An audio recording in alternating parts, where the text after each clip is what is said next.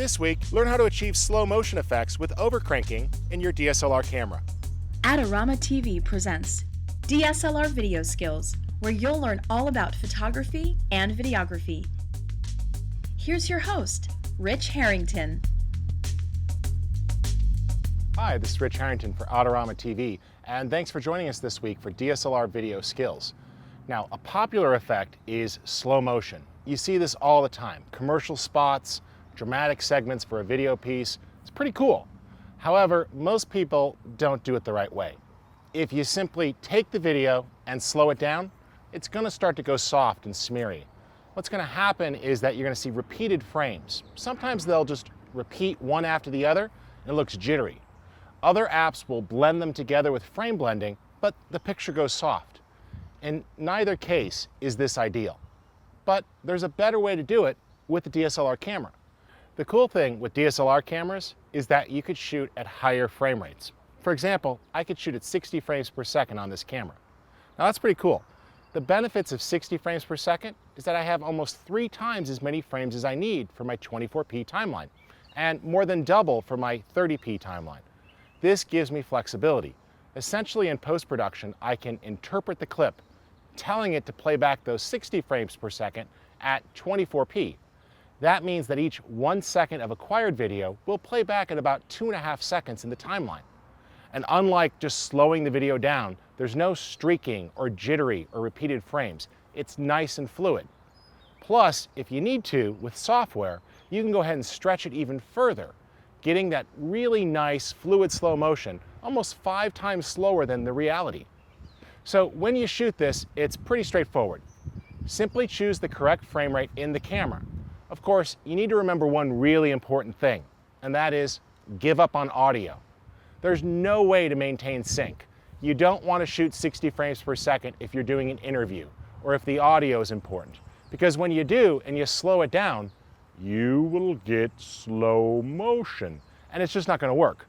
So you're going to need to make sure that you actually keep the audio at the right frame rate. So if you're shooting 60p, the big danger is remember to switch back. If you're going to go out there and shoot overcrank, slate it. Put it right on the DSLR slate, whether you're using your phone or a paper slate. Label the shot overcrank so you know it. Then when you go back to shooting sync sound or audio interviews, make sure you get it right. All right, pretty straightforward stuff. Let's take a look and do some shooting.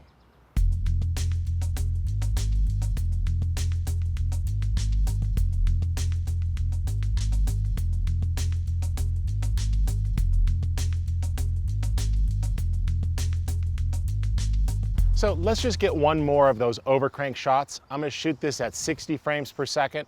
It's a nice drink of water, so it's going to be a really cool effect. We're just going to go ahead and shoot this. I'll shoot it once at 30 and once at 24 so you can see both. And then we'll head on in for some post-production and put the shots in their final state. All right, let me just get you set here. Good. Good. Let me just get a second one at the other speed. So we've got that shot. Let's head on into the studio where we'll post-process this. I'm going to show you After Effects, Premiere Pro, and Final Cut Pro 10, and bring the footage in, interpret it for the overcranked effect, and we'll drop it into the timeline. So I'm back indoors in the cool studio, and I want to take a look at that slow motion footage. Now remember, we shot a couple of different frame rates, and I want to show you why. I'm going to use Premiere Pro and After Effects. You can use this in just about any post-production tool at your disposal. All right, you see here the frame rates, 23.976, 29.97, 59.94. Now, when I load this up and play it, not a big difference. There's our layup. Now, that's a 23.976 file in a 23.976 sequence. Straightforward, frame rate and sequence rate match. However, I could slow this down. Now, if I change the speed on this clip, I'm going to slow it down to half speed. I want you to pay close attention what happens to the video. All right, I got this here. And I'm just going to zoom in a little bit. There we go.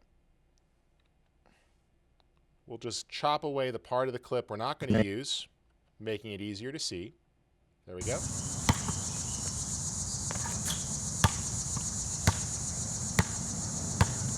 And we'll just get out there. And I change the speed. A right click or Control or Command R can change the speed and duration. And let's slow that down to 50%. You see it gets twice as long. But watch what happens on the movement here.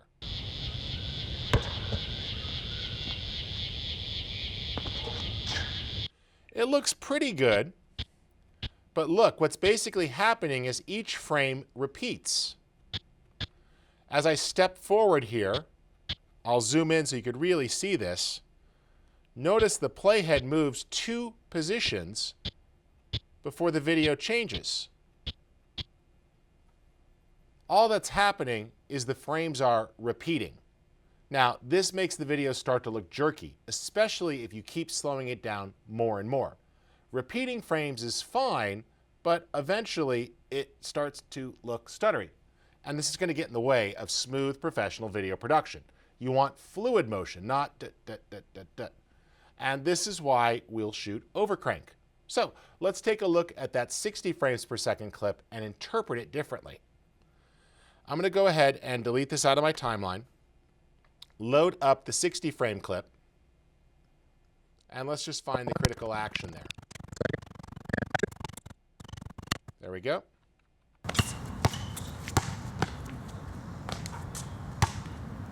Now you notice it almost has sort of a hyper reality look right now at 60 frames a second.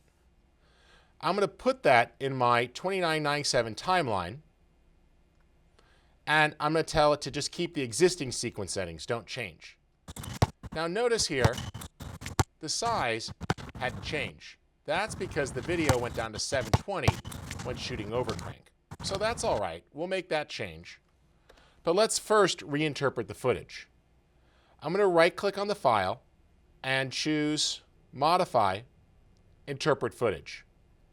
And this is where I could manually assign the frame rate. So I'm going to assign 23.976, which is the real number for 24p. Notice that the clip goes from being 38 seconds long to 1:36 minutes long, almost 3 times longer. There we go. Let's put that into a new timeline here, and let's zoom in a bit.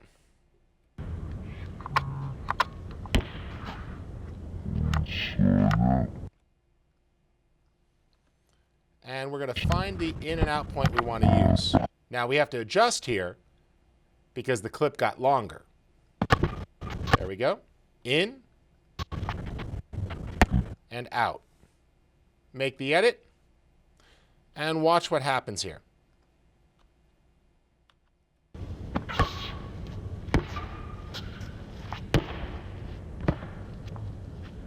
Perfectly smooth slow motion. Of course, the audio, also slow motion. So remember, when doing those overcrank effects, you're going to want to record audio separately or think about what it does to dialogue. Now in this case, it's dramatic. It's the slow dribbling. And hearing that slow pounding that matches the action works just fine. But look at how smooth that is. Every single frame is clean. Nothing is repeated. A very clean slow motion shot. Nice and smooth.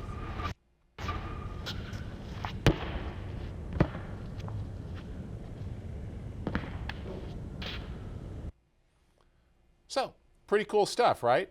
You can easily do this with your productions just by shooting overcrank. Now, if you want to go a step further, you can use an advanced application like Adobe After Effects, which can morph between frames. So let me show you that with our overcranked footage. I've got my shot of him taking a drink of water. Let's put that in our timeline. And it's at that 60 frames a second. So no slow motion's happening. But I can go ahead and right-click and replace this with an After Effects composition. When I do that, Adobe After Effects will launch, and this gives me the ability to further modify the clip. There it is. We'll just give this a name. And now we have a linked project. There's my clip in the project there, 5994. Same sort of thing. we'll simply interpret the footage, and I'm going to change the frame rate. There we go. Check my composition settings, and that's also set to 2398. That's good. I could choose the 23976 preset to be a little more accurate. And there's my footage of him drinking. Now let's find the part right when he starts to lift it up. I can go ahead and just drag through this, and I'm just looking for that key action.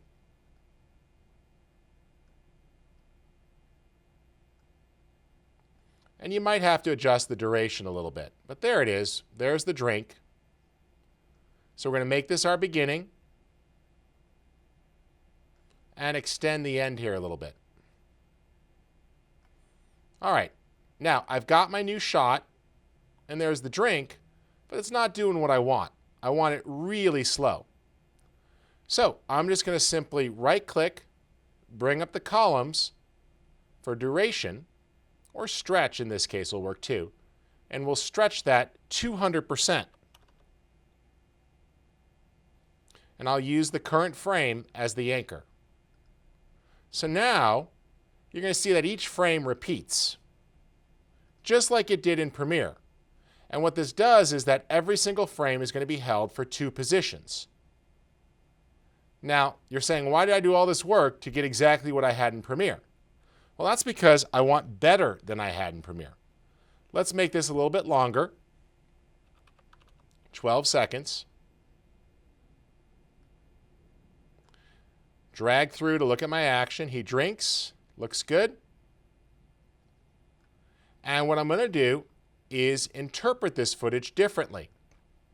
I'll come up here and click the button called Frame Blending, and then turn it on down here. The first time is Draft. When you do that, you're going to notice that it's blending between the frames. So it's smoother, but it looks a little soft. Let's zoom in here and you could really see that. And as we step through one frame at a time, you see how you have a whole frame and then a frame that mixes A and B. What's essentially happening is you have frame 1 and frame 2. When you stretch that to 50%, it's making a new frame that mixes these two together. Well, that's fine, but it's a little soft. If you want the ultimate slow motion effect, you could take advantage of advanced frame blending. Clicking this one more time will now morph from one frame to the next. So what I have here is a very clean movement. And we've essentially reduced this all the way down to 1/6 the original speed. So if you want the ultimate slow motion effect, you could take advantage of After Effects like you see here, and look at that water jostling around in that bottle. Beautiful, fluid, liquid slow motion. When it hits to the end here, it's going to play back in real time.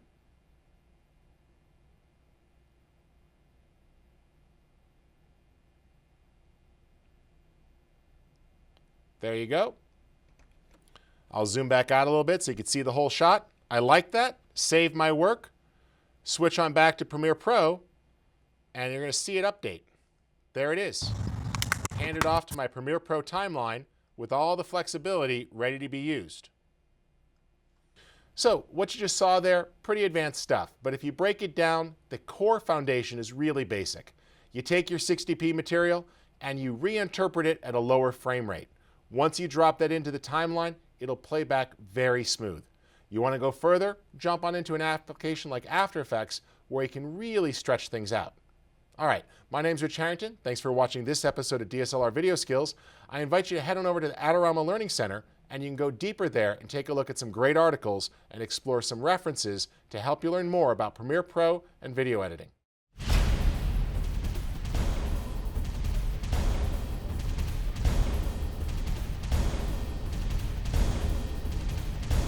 Adorama TV is brought to you by Adorama, your best source for the equipment and knowledge you need.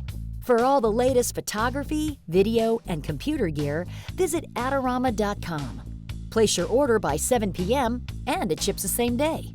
Plus, the next time you're in New York City, Be sure to visit our store, located on 18th Street between 5th and 6th Avenue. Check out the Adorama Rental Company for professional cameras, lighting, computers, and more.